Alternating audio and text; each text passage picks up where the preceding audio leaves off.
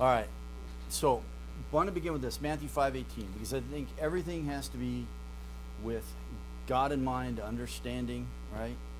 The importance of this and all of that. Because some points in your process of studying Greek, or if you go on to do Hebrew and that kind of thing, somewhere in the process of this, you're going to start asking yourself, is this really necessary? Do I need to do this, right? And you start maybe questioning how much time, that kind of thing, just to put this in perspective, all right? But Matthew 5:18, Christ says, "For truly I say to you, until heaven and earth pass away, not the smallest letter," literally in Greek, one iota, or one projection of a letter, a keraphite, and so this is serif, which is, right, the slight little stroke on a letter. So whether till letter or right, not going to pass away until all is accomplished. Point of this is simply that whether it's the smallest of letters or a little stroke on a letter. I'll give you an example. Our capital O, capital Q, that little tail, that's a serif. Okay? And so the point that I'm making and that Christ is making is the importance of understanding that the little things matter. They really do. And I started thinking through this, I needed to have a clear biblical view of the Word of God, right? Doctrine of bibliology, my understanding of the Word of God. And I thought, well, the best way to shape that is to go to the Word of God, but also in my process of going through the Gospels, look at Christ. What's his view of the Word of God? How did he handle it? How did he see it? And I realized in looking at these statements like this, and then how he had discussions with the religious leaders, you realize that those small little things really matter. Like sometimes Christ's whole argument will hinge on a tense of a verb, as opposed to was, is. He is the God of Abraham, Isaac, and Jacob, not was. Therefore, he affirms the doctrine of the resurrection based on that tense, present tense, not past tense, right? And sometimes that's indicated in language by a single letter added to a word. Okay? So I realized then that these things really matter. The meticulous stuff, it really does matter. And sometimes in our theological discussions for the church, it has come down to a single letter. Hamausia or hamoiusia. Is he truly God in essence, or is he God-like? In other words, he has godly characteristics. We can have godly characteristics, but we're not deity, right? So the difference came down to an iota. One letter in those two words makes a difference between essence and likeness, okay? So all of that stuff matters. So just to say, then if you're going to go on and teach and preach and all that kind of stuff, then you're going to communicate God's revelation to others. The little things matter. Whether you talk about every single little thing, you're not going to be able to, but they matter. They matter. So Bible study Wednesday night or Sunday morning, I give details, but I don't even give half of what I process during the week. Can't. There's no way. It'd be like trying to drink out of a fire hydrant. I already feel like people are like that now as it is, right? But those things matter, and so it's just walking through all that. So this is the first big part, phonology, the sounds of Greek. This is the overall blanket thing. This is what's going to govern this session, the next one, and the one after, likely, okay? And we're going to talk about consonants and vowels under this thought, right? Phonology, the sounds of Greek. And this was a huge realization for me, to realize that language was driven by the spoken form. And most of our changes that happen in our languages happen on the street, in our conversation. Then eventually they make their way to the literary form, right? We do this when we talk. We are in a hurry. We have life going on around us. We speed up our conversations. Our accents follow our conversation and where we're going. The way that we use words, we abbreviate. If we talking to a certain group of people, we have slang words. In whatever field you're in, everyone has their abbreviations. Whether you're a doctor, lawyer, police officer, whatever, we all have our abbreviations. We all have our ways of communicating to each other. We have ways of expediting that communication and moving on. So much of the change that happens in language happens in the spoken form as we're dialoguing during the day, and it will carry over in the literary. Now, fortunately for the literary, we have literary works, right? More critical stuff, right? Academic stuff, and that helps preserve the language for us, because it would change at a radical rate then if we just didn't have that right behind us.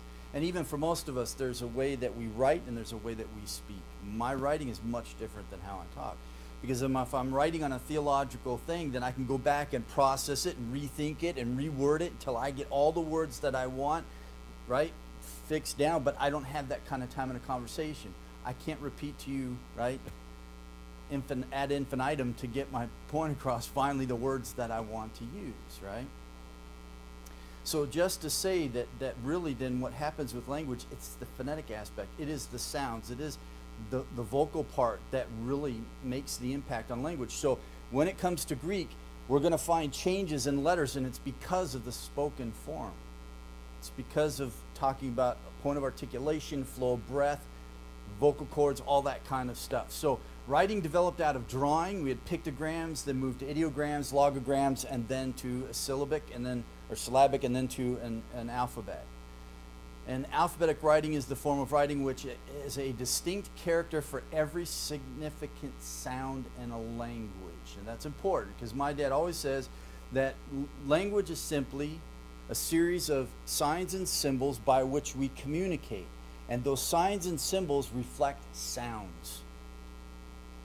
So it is the phonetics that drives everything. So if you want to get a hang of Greek and then learn other languages, get this part down, the principles that we talk about here, because it'll carry in to other languages everywhere. When I taught Hebrew, I started realizing these principles are the same across the board.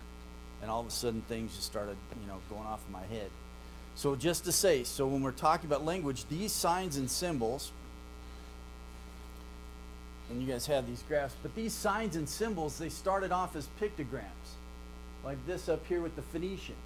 This symbol right here, when it was a pictogram, reflected an ox. So the name Aleph, which was the name of the letter, actually means ox. So Aleph means ox. So originally that symbol, it reflected an ox. But then it began to be used as a symbol to represent a sound. So although it still bears the name Aleph in Hebrew, it doesn't mean ox anymore. It's just the name of the letter now, right? So even in the written form language, we can see how there was a transition that happened from pictogram finally down to alphabet, okay? Remember, signs and symbols by which we communicate, and they represent sounds for us.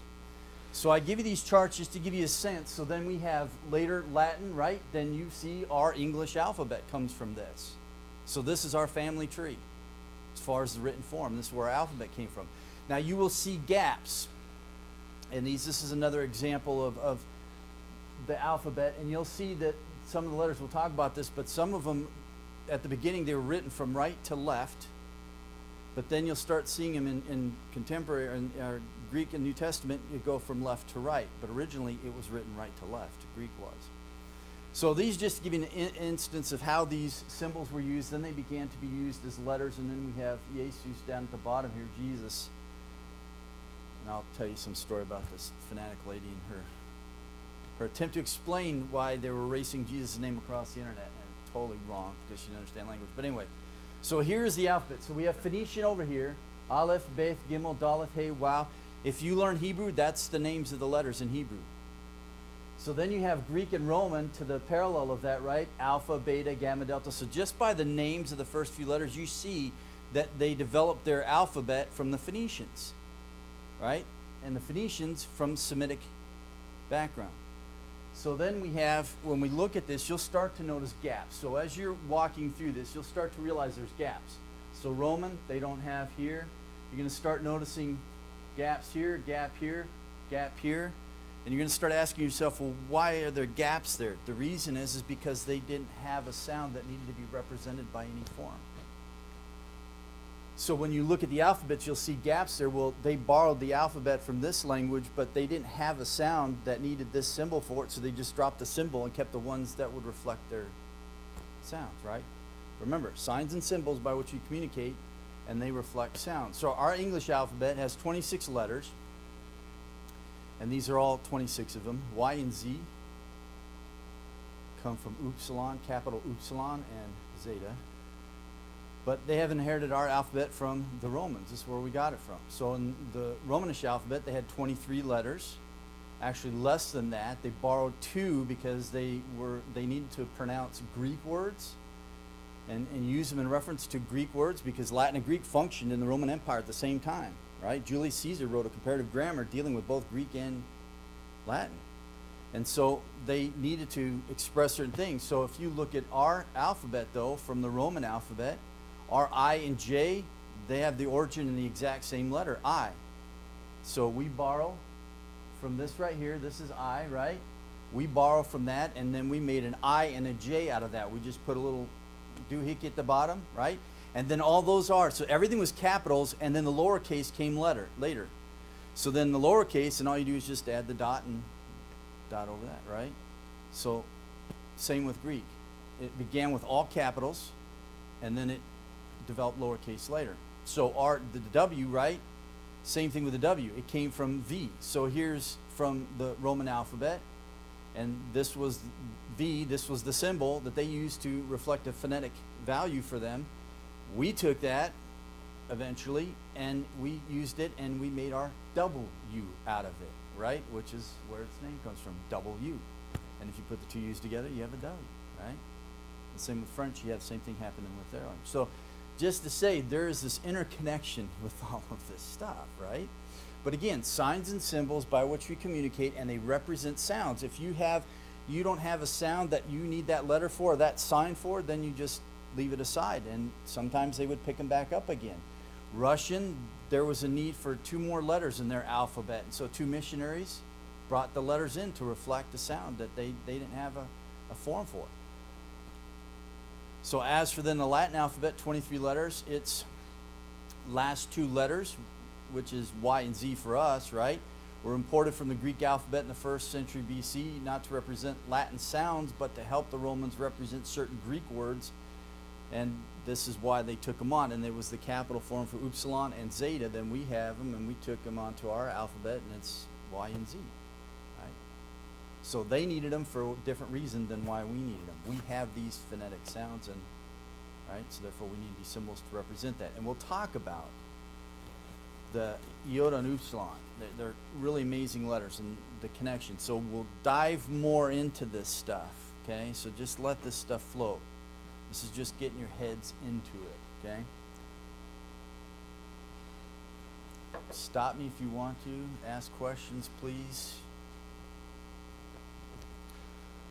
So the Greek alphabet, then, it's crucial for us to understand this in regards to learning the language overall, but it's important, and it's crucial in the sense that it is something that is going to carry on through the rest of your use of the language.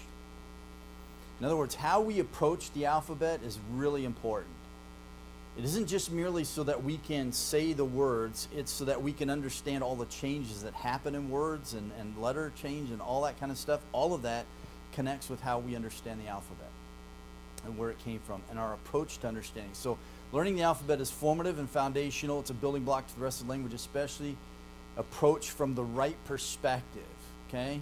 And I'm going to talk about the difference between the traditional and then how we're going to look at it. But learning the Greek alphabet from right perspective will open doors to the rest of the language. And I'll give you some examples, but you'll start to see why letters change, and they will look like they're totally different, like they're unrelated. But then you'll realize they're totally related, and it has everything to do with phonetics and how they sound. Okay? So David Black, student of my father's years and years ago, he wrote this. He said, the benefits of implementing linguistic approach, even at an introductory level, far outweighs the disadvantages of ignoring it altogether. So that is the approach we're going to take. And my dad started that way.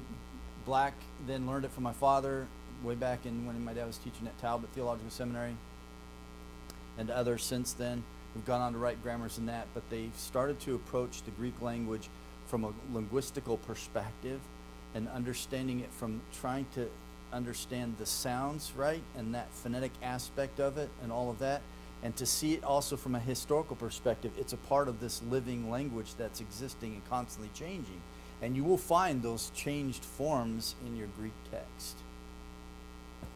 So the initial step in opening up our understanding of Greek is to learn the alphabet from a different perspective. And so just to give you an example, this is the traditional approach. And I did in your notes, if you look at it, so we look at the alphabet. So normally if you learn the alphabet, they give you a symbol, and then they give you the name, alpha, and then they give you the English equivalent, and then they give you, the pronunciation of it. A as in father, or a as in bat, and there's a short and a long of alpha, okay? So I did for you in your notes, as I laid out for you the alphabet, and also then the pronunciation, okay? So I'll just tell you that the traditional pronunciation of these things, we can see the similarities between these things across the board, right? And it's just the first four letters of the alphabets, we see that connection, okay? So there was this thought that, well, if we learn the alphabet this way, then it'll help break down some of the strangeness, because we see the relation of Greek to English, and we're part of the similar family. We share the same alphabet, right? This will help clarify things, and there is truth to that, okay? So I'm going to tell you that it won't hurt you to learn these pronunciations, because across the board they're accepted. And this is sort of like the comment, okay, we'll all speak this, but we understand if you learn the language right, this isn't how it was actually spoken then. It's just a convenience, okay? It's a convenience for us to communicate, and we understand. If I'm saying things in a different way and you're saying things right, we're not getting it, right? So there was this understood that there was going to be this accepted pronunciation of the word, especially for us here in the West, because of the similarity to our alphabet. But I'm going to teach you the alphabet from a different perspective. It's also helpful when you're starting looking up words in a Greek lexicon, right? Because it's similar to a dictionary in English, right? Start with A and go to Z. Well, same thing with Greek. So it is helpful in that way, okay? So there are these things that are helpful in regards to having learned the traditional way of learning the alphabet, all right? But at the same time, in the process, it also caused hindrances. Because in the process of trying to make the language easier so guys would understand it and not give up so quick and can get right in the text and grasp, a lot of things were set aside that shouldn't have been set aside. And over time, everything became rote memorization instead of really actually learning how language works. And what happens is, I realize it's a broader scope that you look at language from in that, which means more work for somebody, right? But it so outweighs the time, because you realize the benefits you glean from that. So I just give you this. This is the alphabet. I'll skip that Adelphi. We'll come back to that later. But so just go through this. This is a traditional way of looking at it. So you have the capital form, lowercase form. You have the name, and then they would give you pronunciation. How does it sound? This is the long, this is the short, and that kind of thing. And this is how you would typically learn it and come to understand it. But we're going to look at it a different way. This is interesting. So they developed this symbol right here for themselves. This is the capital O. But this symbol right here they took from Hebrew. The symbol for sheen and seen, but they don't like S's. So they use the symbol, but for the long O. And so this is what it's called, omega, the mega O. It's the big O. Omicron is the little O. So that's where it came from. So just keep in mind, right? Signs and symbols by which we communicate, but those signs and symbols represent sound. They didn't need another symbol for S, but they needed a symbol for a long O. And lowercase, and that's what they came up with, right? Because they already had the uppercase. So putting in lowercase, they need a symbol for that, right? This is awesome stuff, isn't it? This is really cool. Yeah.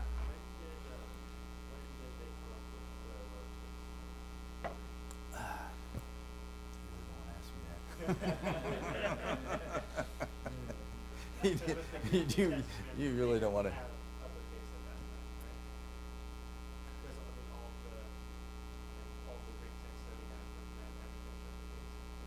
No, for our Greek text we have upper and lowercase now. So if you look at your Greek text, that's what you have. So there was a period where it was all uppercase, right? And then the transition of upper and lowercase, and then we have the balance on our end. But there's a nice history of how that happened, and you really don't want to know. Because just like the writing of it, so Greek follows, we go left to right, okay?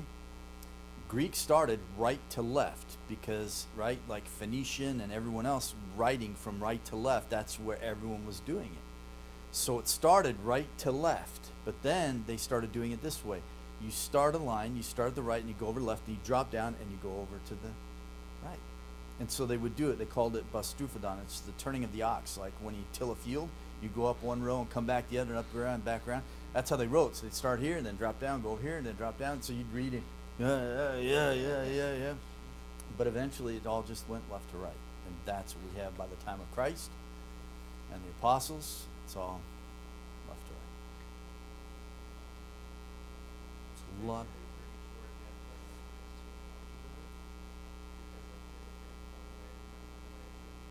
No, you just, so you would write, it's like if you wrote English word out, you would write it this way, and then you drop down and you would write it the normal way, right? So you'd have to read it, right?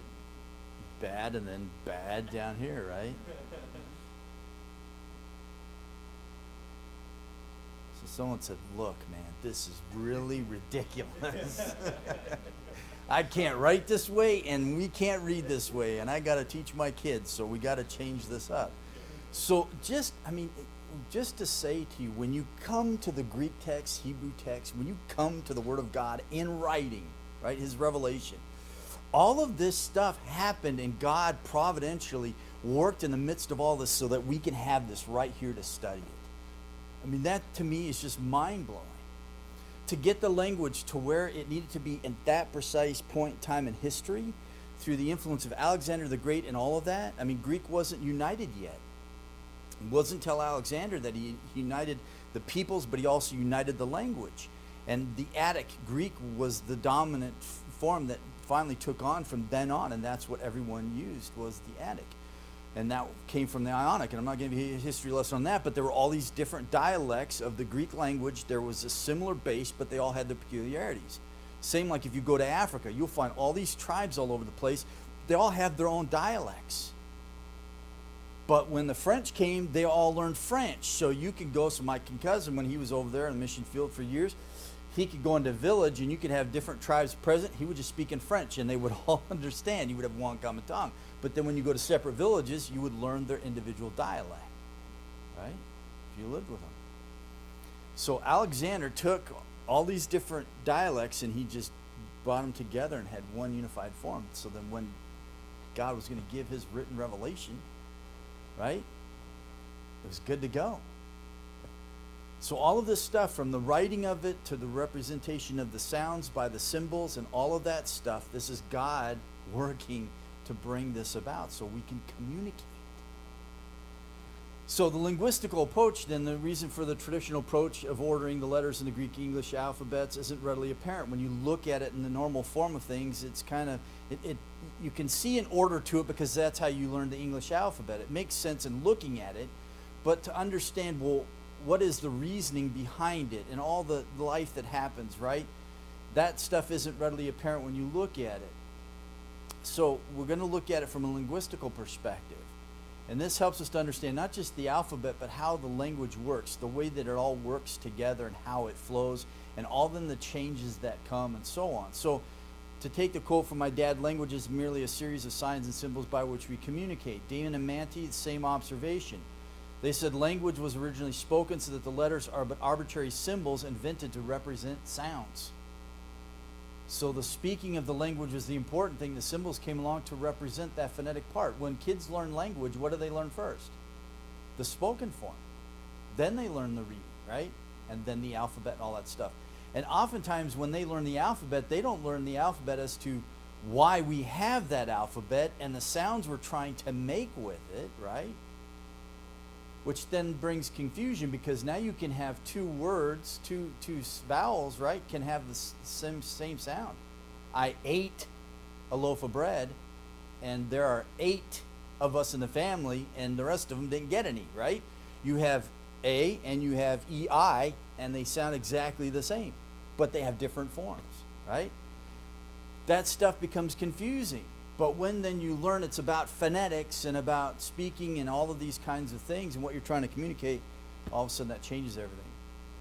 So Dana and Manny went on to say that vocal sounds are made by contracting the vocal cords so that they vibrate as the breath passes through. The variations of enunciation are secured by varying the positions of the organs of the mouth. So these two things we're going to look at for the rest of our time together. This we're going to talk about in the issue of understanding these symbols. So coming from a linguistical perspective, causal observation of the order of Sanskrit alphabet reveals a definite design. Okay, so just give you the Sanskrit. Look at it. We begin with unvoiced, then we move to voiced, okay? And I know you like, I don't know what that means. Don't worry about it, okay? We'll get there in just a second, all right? Unvoiced aspirate, okay? So unvoiced aspirate, GH, it's like our letters ghost. So you have this voiced g, and then you have aspiration, ghost, and you breathe out, okay? So it's phonetics. So this is how we say, this is what we speak, and so we need a symbol to reflect that. Well, this GH is a good enough symbol to reflect, right? That vocal sound that we're making and the aspiration that comes with it, ghost, okay? So that's just the basics. We keep going on. Nasal, right? So nasal is flow of breath. So the others were vocal cords that vibrate and the air passes through. This is how the air flows through passages in your mouth. So when you say mom, you can say it to yourself. So your breath goes up into your nasal cavity. And you can, it's nasally, right? So that's where it gets its name from. So same with nu. Both of them are nasals, but they're both different.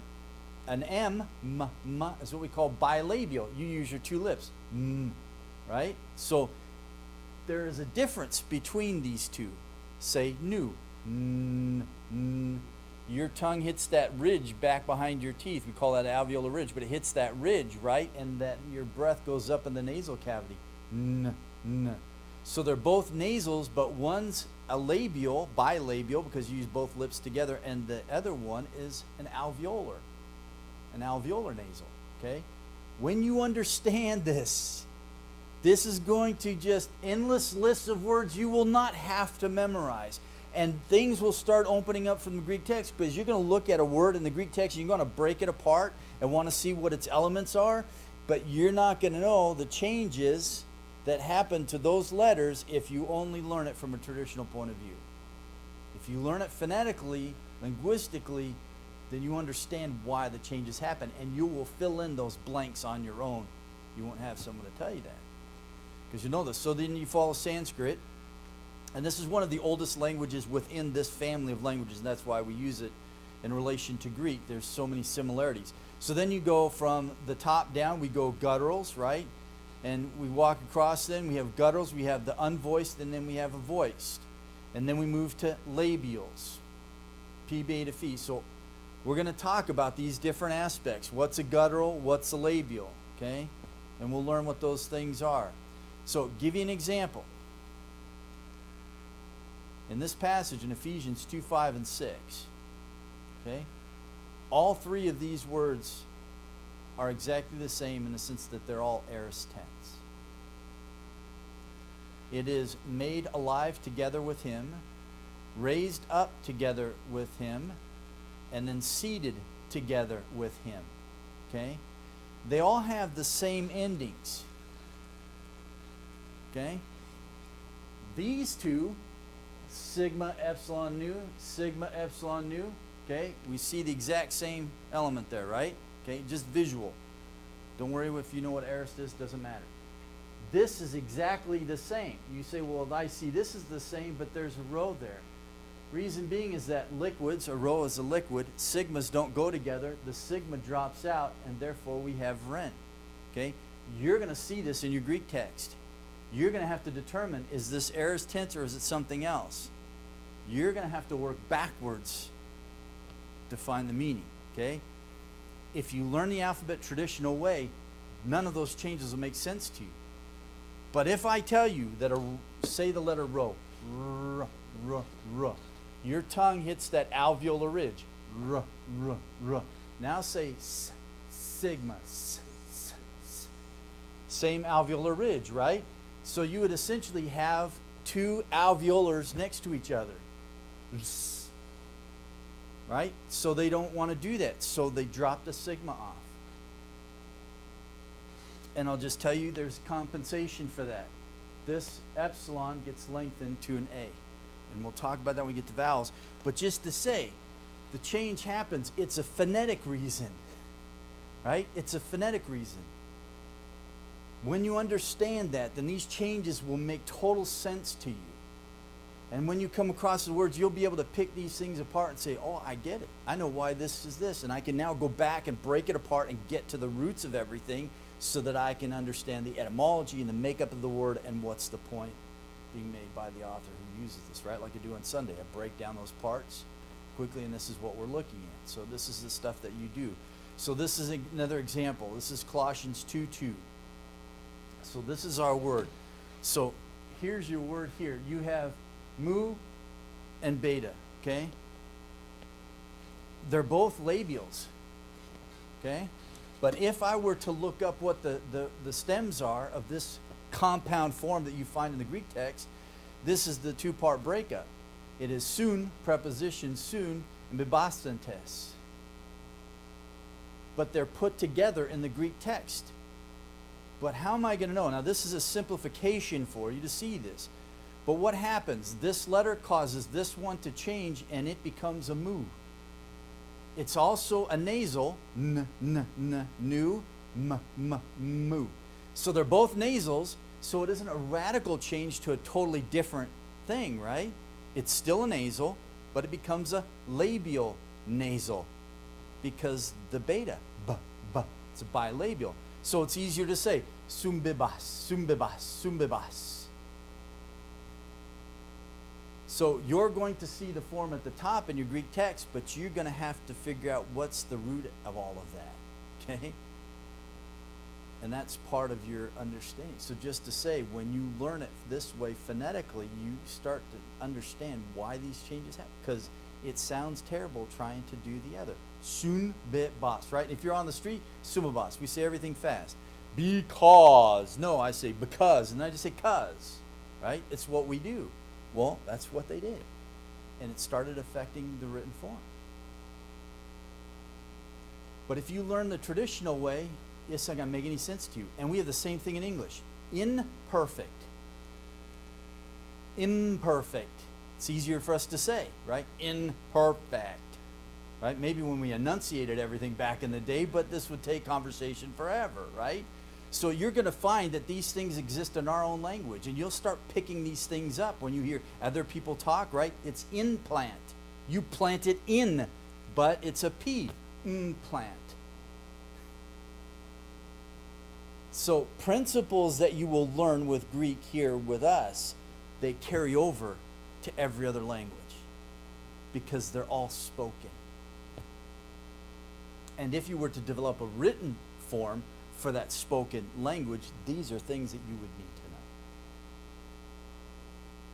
So my grandmother and grandfather, when they were missionaries in Africa, they dumped them off at the edge of the jungle, and they just hiked in all their baggage and went into the jungle and found a tribe, and they lived there, and they had a spoken language but no written form. But between my grandmother and my grandfather, 1 year of French, 1 year of German, and they started learning the language spoken. Then they started putting it into written form. Then they had a linguist come and help them, and years later, they had a translation in that native tongue in written form, which never existed before. But it's all about linguistics. Yes?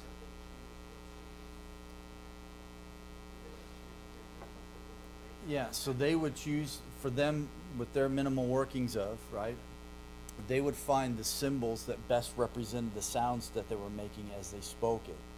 But that's then when they needed a linguist to come and then help them to refine all of that and figure all that stuff out and put it down, and then they finally established this is a written form for this language, and then you teach the people that now they can learn to write in their own language. Adoniram Judson did a similar thing because he wanted to do the translation from the originals into Burmese language. So he found everything that they had written on leaves, stones, whatever. He developed a grammar and a dictionary form, which are still used today. And then he translated the Word of God from Hebrew into the Burmese language, and then from Greek into Burmese language, and they still use that translation today. Over a 40-year period. The man had major migraines from the hours he spent at Catalite reading this stuff, trying to figure it out. So, right, this is awesome stuff. Someone did some work for us. So we don't have to do that.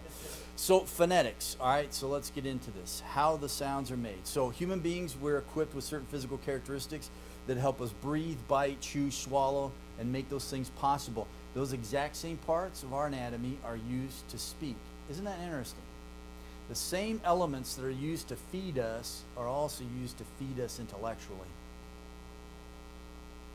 Two things that are vital for us to survive: food and communication. So this is how we're going to know it then. We're going to know the mechanism. We're going to talk about this. We're going to talk about point of articulation, flow of breath, vocal cords, and those are the three things, right? Simply this: the point of articulation, vibration of vocal cords, and the flow of breath. And from rest on, this is your notes, okay? Simply, this is just walking through talking about this and the significance of that. I just want you to start thinking about language differently. Okay? Think about it in a different way. And then start applying this to your own language. So, if we look at the makeup, this is what we have. We have the palate. And the palate is that upper part in your mouth, right? The roof, which is really hard, that's the hard palate. And then you have what we call the velum. It's that softer part back in your throat. So, you had Sanskrit that had palate and then a guttural, right? Ka, ka, ka. And then you go g, g, g. You go your tongue against that soft velum in the back, g, g, g. Or if you say kappa, k, k, k, then it's that hard palate right near the front. So there are two different aspects to that. Then you have the alveolar ridge, and that's that ridge right behind your teeth. Okay? So traditionally you're taught to pronounce theta as theta, an interdental. Put your tongue between your two teeth, theta, right?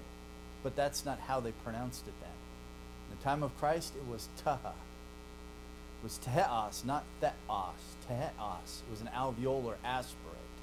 Okay? We can talk about that. So what we're learning now is how these letters were pronounced then. Okay? Because that will help us understand how the language works. Yes, yes. And that will also determine then the signs or symbols that they'll use to reflect that, right? If we have g, and then ghost, so you want to have a deep guttural g, g, but then you want to aspirate it g, ghost, right? And then you go in it. So they can make up a combination of these symbols, which we'll see with the aspirate. That's what they did. So these are alveolar. So you'll be taught in traditional grammars. You're taught they're called dentals. They're not. Some call them linguals. They're not. They're alveolars. And I used to put in brackets, and I would have also slash dentals. And then I thought, no, that's just teaching people the wrong thing. So I just got rid of that. It's not that at all. So then we have the lips is another part. We'll talk about that. Then the nasal cavity. That's where the mu and nu, right, goes up in the nasal cavity. And then we have the vocal cords. So looking at all of these different aspects, there's only three things you look at: point of articulation, vibration of vocal cords, flow of breath. Those three things that you need to get down, okay? So if we take Sanskrit consonants, just look at how this is how you would learn the alphabet, and it makes sense, right? So essentially it's going to move starting from the top down, okay? So it's going to move, the letters are going to move from the back of the mouth to the front of the mouth, right?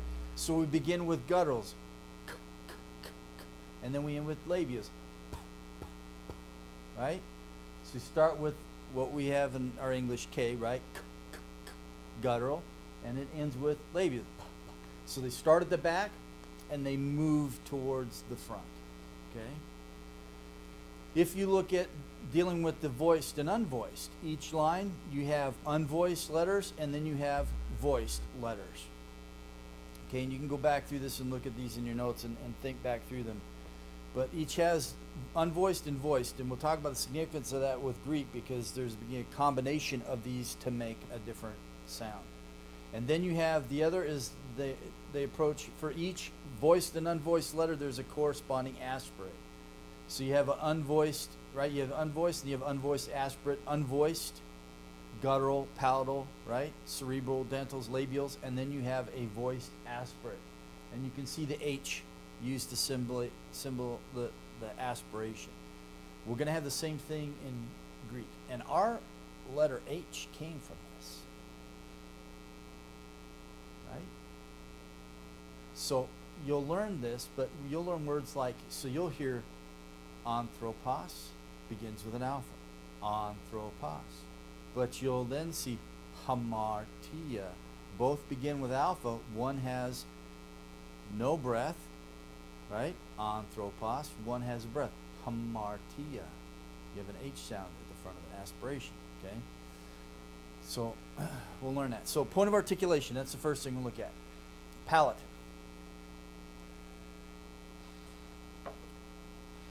So just say these letters and think about it. But we start with the back of the throat. We moved forward, okay?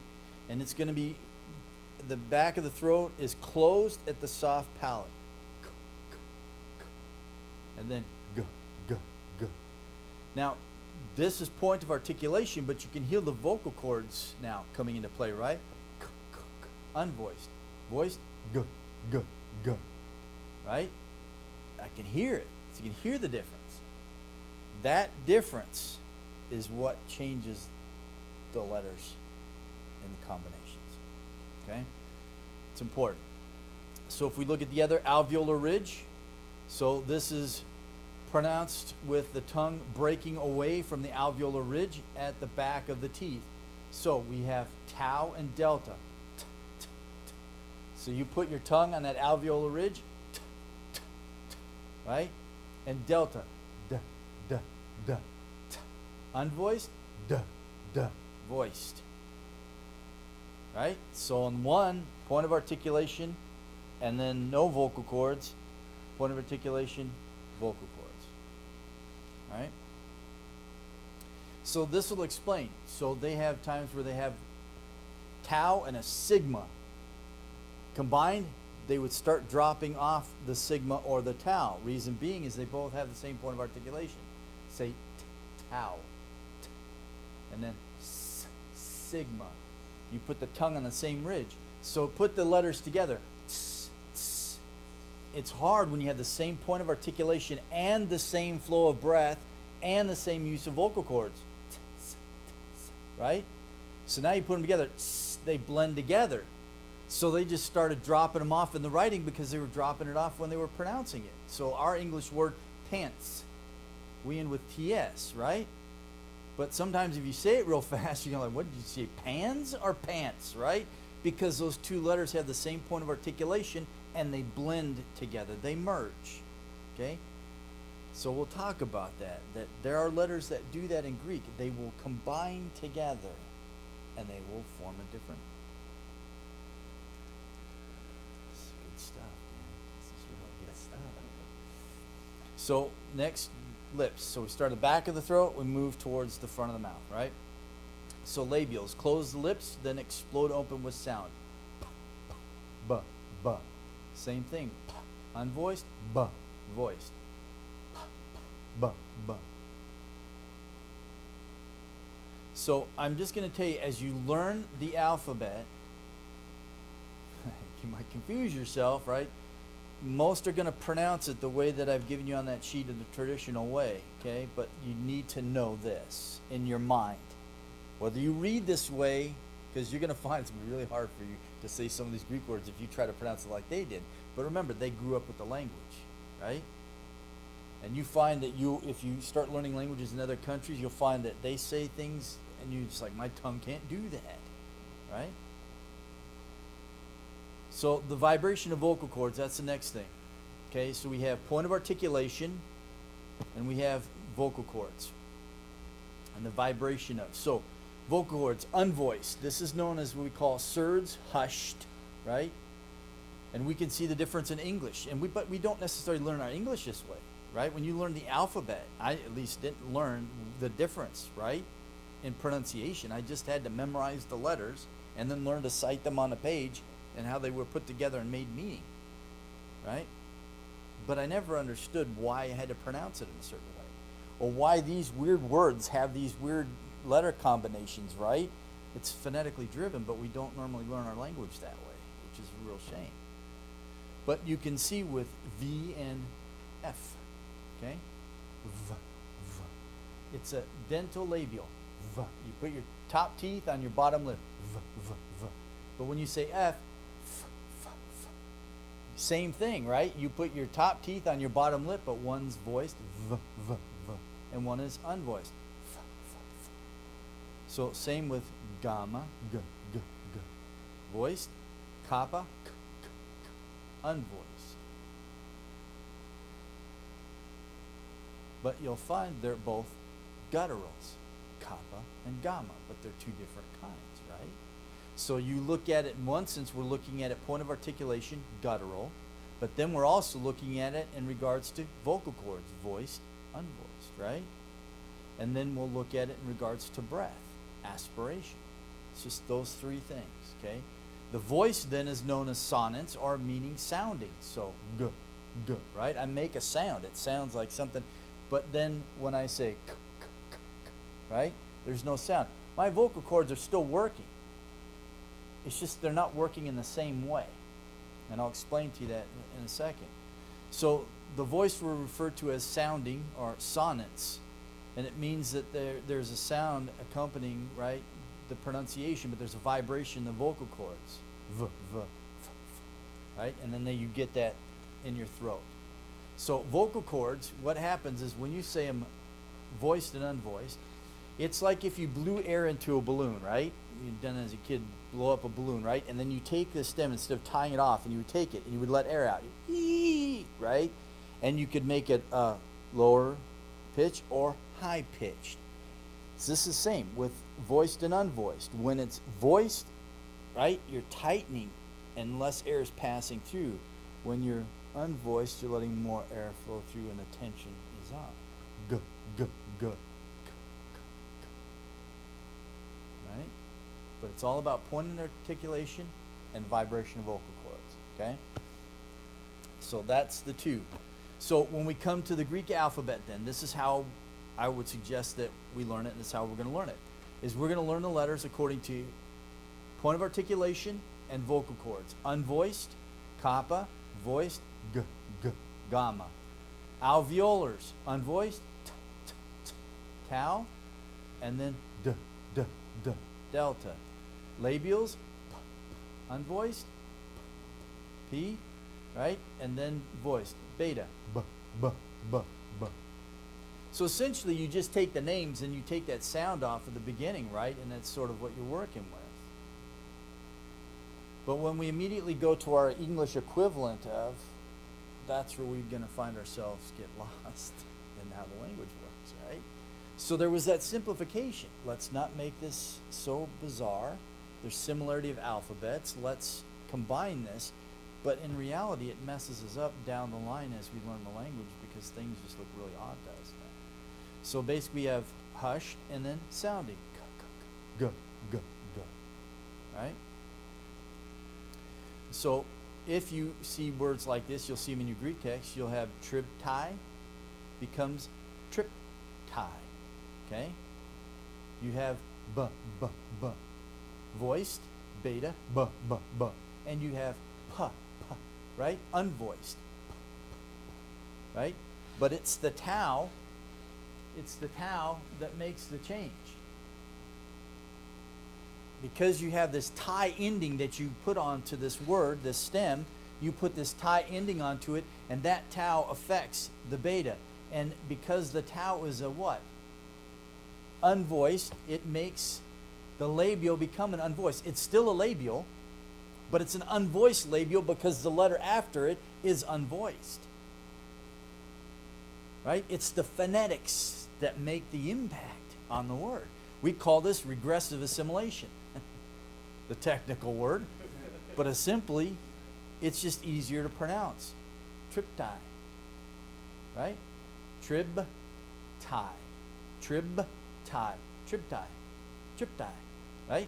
I'm moving on. I'm in a hurry. I got to communicate and say what I want to say to you fast, man. I don't want to say trib, tie. Triptai. Right? So that's how it works. Same thing with graftai. Graftai. Goes from an aspirate to an unvoiced. Still in the same category. It's still a labial, okay?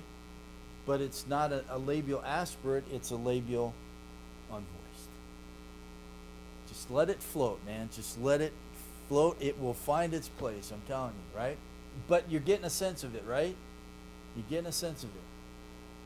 These are symbols, signs and symbols that reflect sound. I'm telling you, when I understood this, it's like just language opened up huge to me.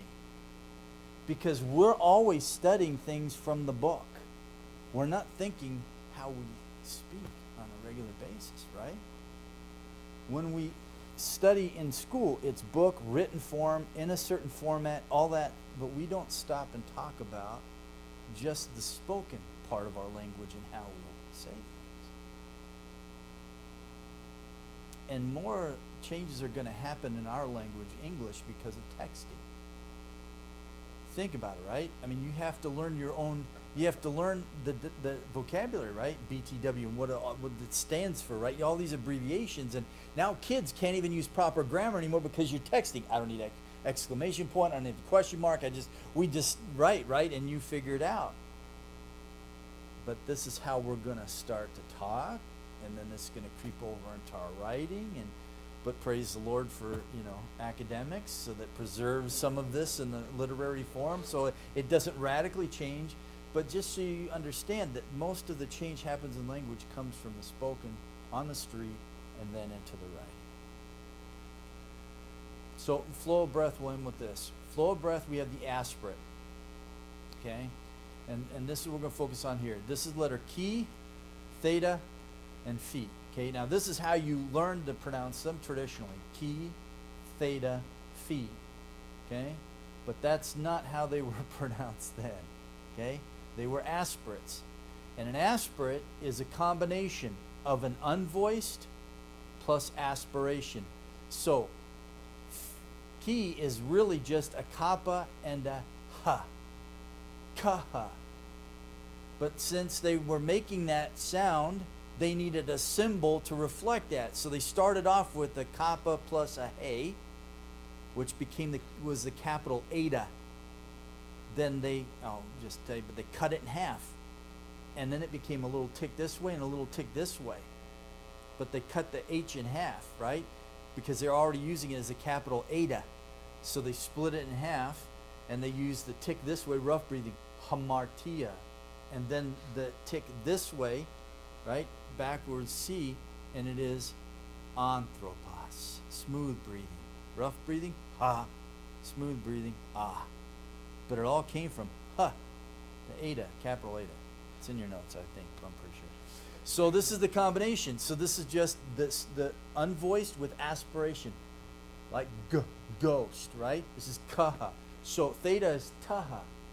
So they said teos, not theos, teos. But everyone you hear will say theos, and that's fine. I'm not telling you not to say it that way, just so we all know, or right? But then when they would pronounce it fast, you wouldn't oftentimes even hear that ha aspiration, teos. So when my dad says it, he'll say teos. And it's just a slight breath, but you won't even notice if he's speaking quickly, right? But no, yeah, because remember, if we're speaking quickly, right? So it's just flow right into the next. But it's like our ghost, right? We can almost, in one sense, it seems like, if we listen to someone speaking, G-O-S-T, right? But if we were really saying it correctly, ghost, right? And you have that aspiration. So you can't always pick it up, but I'm pronouncing it so that you see it. So then phi then is essentially an unvoiced P with aspiration. Ha. So it's kaha, taha, paha.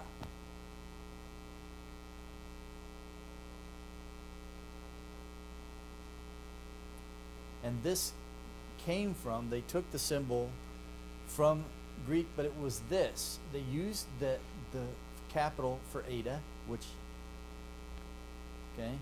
came from Phoenician, Semitic roots, Kaith. So it is a rough, aspirated, right? And they use this in Phoenician and Semitic languages for a rough, aspirated sound, right? So they needed that, so they took that symbol over and said, okay, we have this aspiration, we need to reflect that in a certain symbol. And this is what they did. So they combined it. It was kaha, taha, paha. And you will find inscriptions dating way back before the time of Christ, and that you will find these inscriptions where you have kaha, taha, pa, and you'll see that aspirated H right there. But it's where we get our English letter H from. So to show you, it came from the Phoenician, Semitic, and you can see it, right? See the box form there? And then here it is, Eta. It looks like the H. And it's the capital form of Eta, but then they took that and used it for aspiration. And first they started writing it next to the consonant, right? But then they split the H in half, and the one half that goes down and across this way, the first half, they took for aspiration, and the other one for deaspiration. And that's really where they got the symbol from. They just took the H and cut it in half, and then it became a tick-tick. It's a lot of history there, but I'm just telling you that's where it is. So this is what happened. Phoenician to primitive Greek to then early Attic. Thank you, Alexander, brought us Attic and all of this stuff. But it was the H sound. So this is what they are. It's like our blockhead, pothole, peephole. It's just that H, right? Kaha, taha, paha. So think of it that way. You might learn theta and say theta, but think taheta. Right? So you have with same thing with Sanskrit.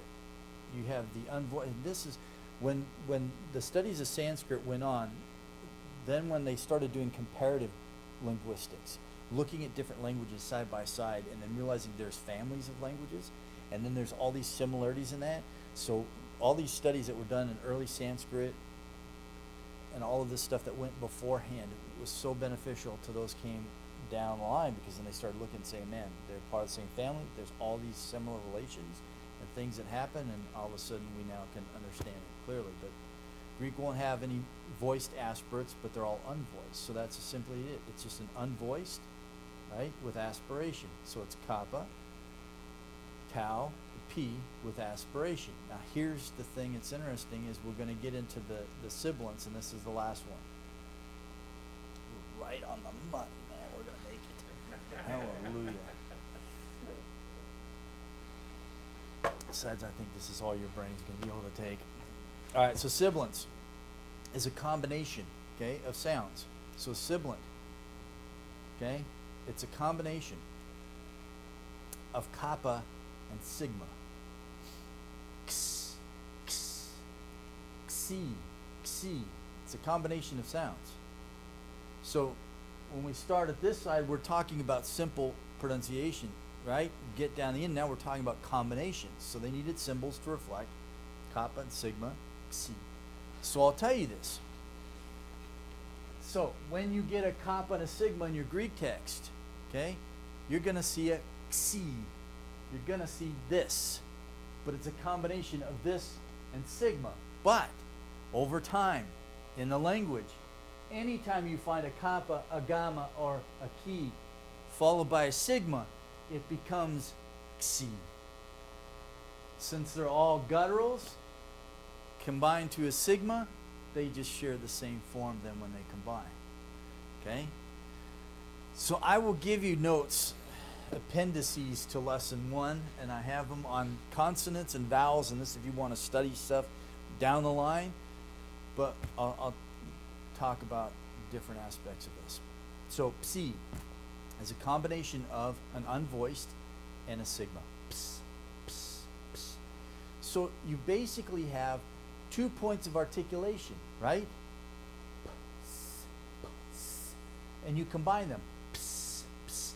And in that case, you can say those at the same time. Ps, ps, right? Ks, ks. So you can have 2 different points of articulation, and you can pronounce that at the exact same time. But with a T and a sigma, they had a hard time doing it. So there is no sibilant for an alveolar, because tau and sigma share the same point of articulation. You can't blend it, right? And they just ended up blending and dropping out is what happened. Tau and sigma went to a double sigma, that went to a single sigma, and that's the history of it, but you don't have to worry about that. It just, they don't have it now, right? So they don't have it in the Greek text. You can see. So here's what you'll see in your Greek text, Ephesians 1:4. Kathos exelexita, which is he chose us, right, in him before the foundation of the world. So your C at the top here, C, you have a gamma plus a sigma come up next to each other, and they join together and become x, right? So this symbol reflects these two sounds said together, x, right? This is what you see in your text, but you need to be able to break it down to these constituent parts and even further beyond that. If you're going to get into studying and breaking down the words and understanding the etymology and how it was formed and why it was formed and all the nuances of that, you're going to have to be able to break that down. And it all starts with knowing how these letters are pronounced. It's about phonetics. So, phonology is first, then we'll talk about morphology, right? But those are the two big headings, and those are two important ones. And then they have a sigma for the beginning of words and in the middle of words, and then you have the final form sigma, okay? And also we have zeta. And the only reason why we put it in here is because you will have so, okay, for salvation. You have so, but you have so, zo. It's like a DZ. Right? So it's alveolar, and it's in somewhat of a sibilant. So that is its only form for sibilant, is that z. So that will be in the middle of words, and then if you have that letter in the beginning of a word, it's z, zeta, like a Z. But if you find it in the middle of a word, z. And it's a combination of S sounds. So Zoe, the Greek word Zoe, your first letter is this, Zeta, Zoe, okay? But if I find it in a word, so z. So it's like a DS sound, but we go off into almost a Z, right? Or like our word ads. So that's the sibilant. Questions? Anyone have any questions? So ponder that, and we will continue looking on phonology. We'll come back. This is just consonants. I don't want to overwhelm you with vowels too, because that's a whole nother ballgame. But we'll continue to look at consonants, and just know so these things I'll cover, we'll just keep repeating over and over and over again. You're just going to be able to do it in your sleep, and you'll just know, okay? So don't freak out if you don't get everything down the first time.